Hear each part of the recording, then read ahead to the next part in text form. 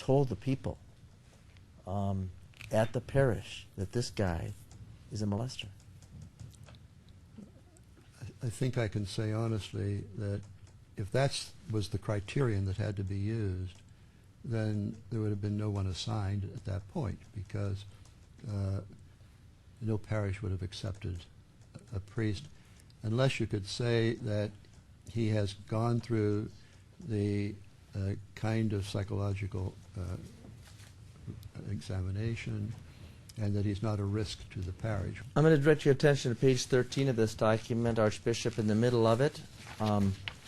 At the fourth paragraph down and the second sentence, it reads, page 13, fourth paragraph, middle, it reads, it further suggests that there is a high likelihood that he will continue to act out sexually, especially with adolescent males, if given the opportunity. So this expert retained by the Archdiocese is telling you and other officials this guy is going to continue to commit crimes against youth, right? Right. And it is also correct to say that you and the officials of the Archdiocese continued him in ministry without warning the parishioners and the parents of the youth that he was continuing to be at risk for offending. That's true.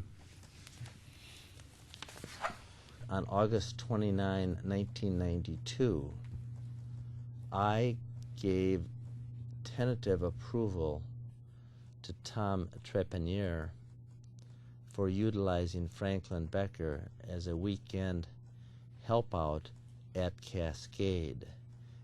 When approval was given to Tom Trepanier by you and the Chancellor for Becker to work as a weekend priest at Cascade, was any warning given to the parishioners that Becker had a long history of molestation and that the Archdiocese had known it? I do not know. Okay. Exhibit 327.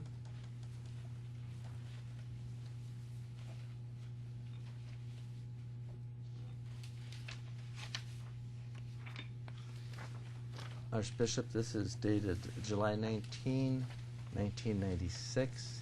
It's addressed to you, Bishop Skelba. Just pretend there's a vowel in it. Yeah, that's what I have to do.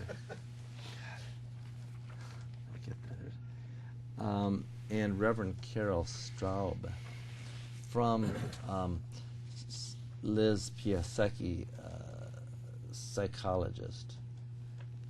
Regarding Becker, it's marked privileged and confidential, and it states on July 17, 96, I had an extended conversation with Dr. Marlene Trashel, the psychologist who is treating Franklin Becker, and goes on to state during the course of that conversation, Dr. Trashel articulated the following concerns, and of those concerns, I direct your attention to number 2. It states, Father Becker now, again, identifies himself as a pedophile and asks Dr. Trashel to sign a statement to that effect so that he could collect a private disability policy which he holds.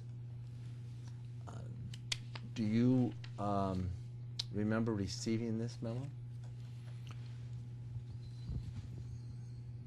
I have a vague recollection of it, but not very detailed. I'll direct your attention to item number 4 at the second page.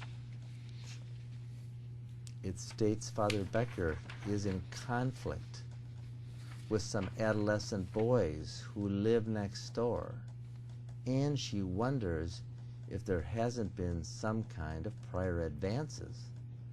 which have contributed to the present aggression against him by these boys. This is current events that are being reported by Trashel to Piasecki, Piasecki to you, and Bishop Skelba. What was done with this information by the Archdiocese? I know that we worked very much with Dr. I think she called herself Traxel, and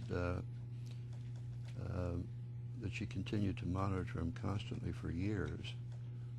And I can't tell you exactly what we did this time with him. There's no evidence in this document or any others that I've seen that this information was brought to the police. Do you have any? No, I don't.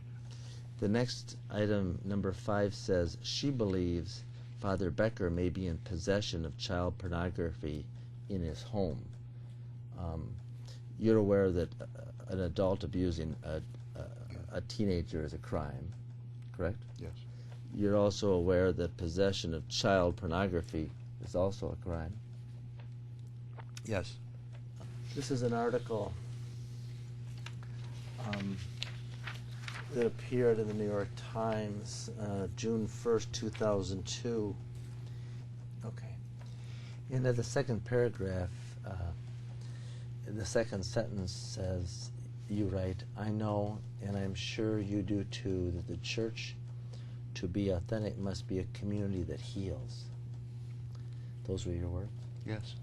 Then you write, but I also know that you do too, that there is no healing unless it is based on truth. Do you believe that? I do.